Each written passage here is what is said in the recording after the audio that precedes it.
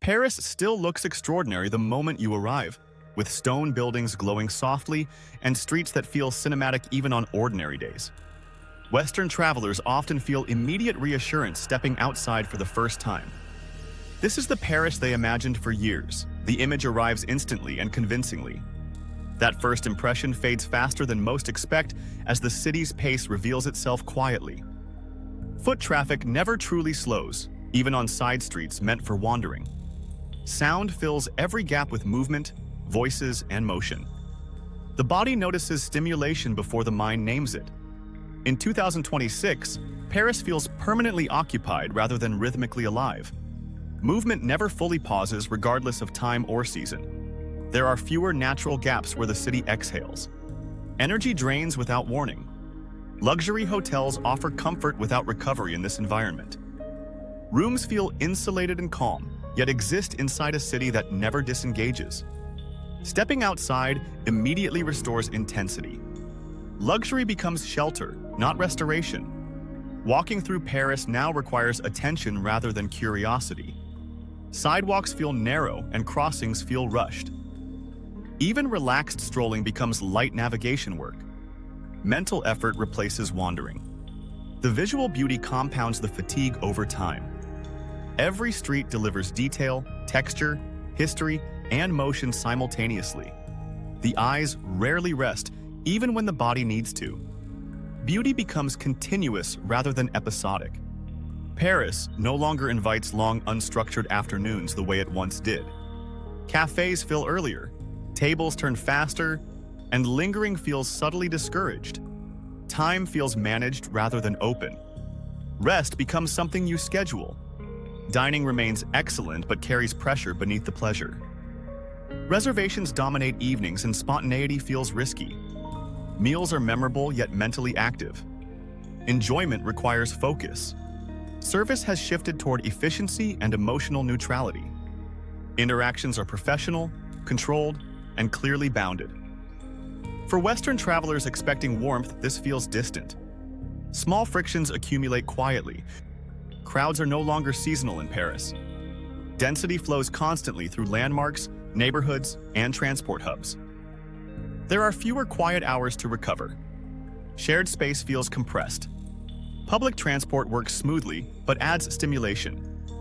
Platforms stay busy, and silence is rare.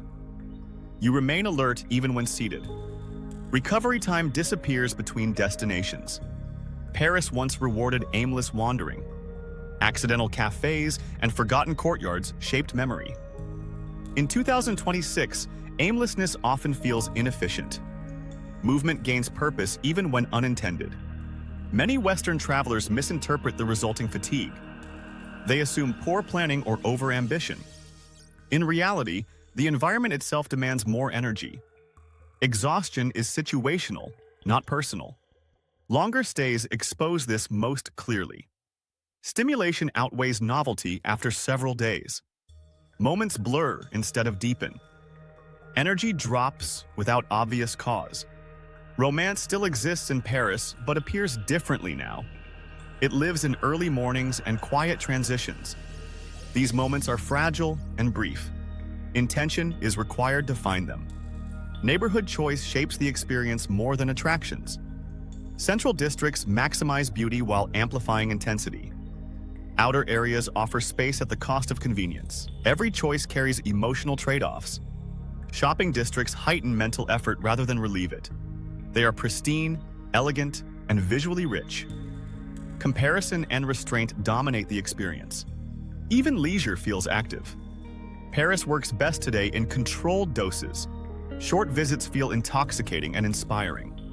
Extended immersion reveals strain beneath elegance. Density becomes visible over time. Western travelers over 40 feel this shift most strongly. Their bodies prioritize restoration alongside inspiration. Paris delivers stimulation first and rest later. Balance requires adjustment. Expectations intensify exhaustion. Paris promises romance and transformation. When moments feel ordinary, disappointment drains energy. The gap matters. Photography culture amplifies this effect. Moments become performative rather than personal. Documentation replaces absorption. Presence thins quietly. Paris has not declined. It has intensified. Meaning still exists but is not automatic. Restraint unlocks it. Travelers who slow down experience Paris differently. Fewer plans create deeper moments. Less movement restores clarity. The city softens. Paris remains one of the world's great cities. Beauty is real and enduring. Greatness carries weight. Boundaries are now required. The exhaustion many feel is feedback, not failure. Paris is asking to be visited differently. Those who listen enjoy it most. The city still rewards awareness. Paris feels different when you stop trying to extract meaning from every hour. The city resists constant interpretation and rewards passive presence instead. Sitting without purpose becomes more valuable than moving with intent. Stillness reveals more than motion. Many travelers discover their favorite Paris moments accidentally. They happen between plans, not during them. A quiet bench, a slow street, or an unremarkable cafe becomes memorable. These moments arrive unannounced. Paris in 2026 no longer adapts to visitor tempo. It maintains its own pace regardless of who arrives. Travelers must adjust inward rather than expecting accommodation. Friction appears when expectations remain rigid. The city's emotional weight becomes clearer near the end of a visit. Energy drops, but perception sharpens. You start noticing what you've been avoiding. Fatigue clarifies priorities. Paris does not soften gradually. It shifts abruptly between intensity and calm. The contrast can feel jarring. Awareness becomes the stabilizing force. Those who schedule rest often miss it.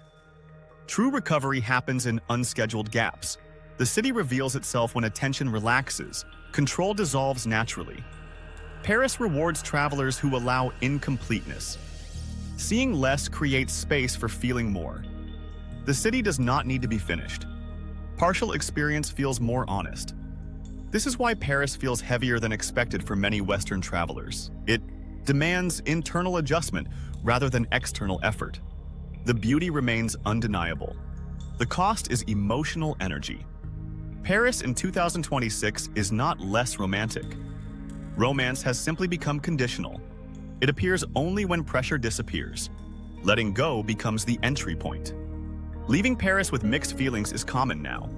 Admiration coexists with relief. Distance reframes the experience gently. Memory filters intensity into appreciation. For some, Paris will always feel demanding. For others, it becomes meaningful once approached differently. Neither reaction is failure. The city accommodates both responses. Paris remains powerful because it does not compromise itself. It does not simplify for comfort. It asks visitors to meet it halfway. That exchange defines the experience.